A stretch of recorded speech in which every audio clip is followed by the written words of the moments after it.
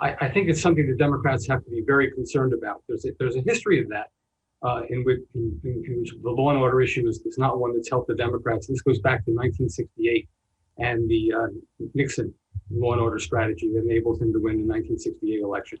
Fast forwarding to the president, it may be a little more difficult to criticize the other party when in fact your party is the one in the White House and overseeing things.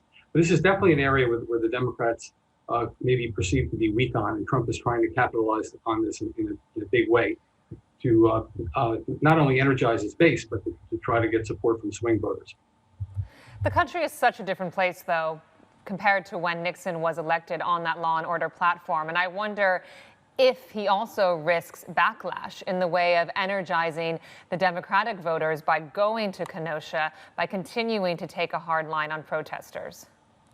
Well, that's an open question at the moment, and that's something very important to consider. Certainly, the Democrats want to turn this into a backlash, but in order for them to do that, they need to counter what Trump has said and hold him responsibility for the turmoil in the sense that all of this is happening on his watch.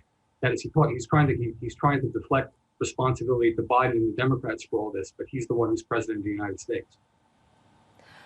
Indeed. And now that we have had both the DNC and the RNC, what is your impression of what's happening in the key battleground states that will be so critical to the results in the Electoral College, which, as we know, is really the only thing that matters at this point?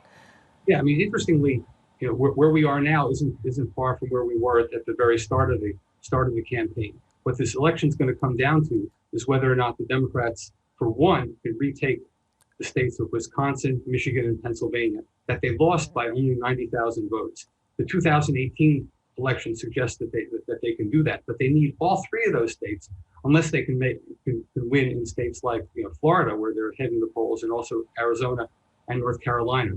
Those are backup things, opportunities for them. Trump has opportunities potentially in Minnesota and New Hampshire that the Democrats barely won in 2016. But I would think that the Democrats don't have to do much to make up for those 90,000 votes in those three states, Michigan, Wisconsin, and Pennsylvania. I haven't seen the latest polling on this yet. The national polls suggest that Biden may have lost a couple points nationally. The big question is what things look like in the states.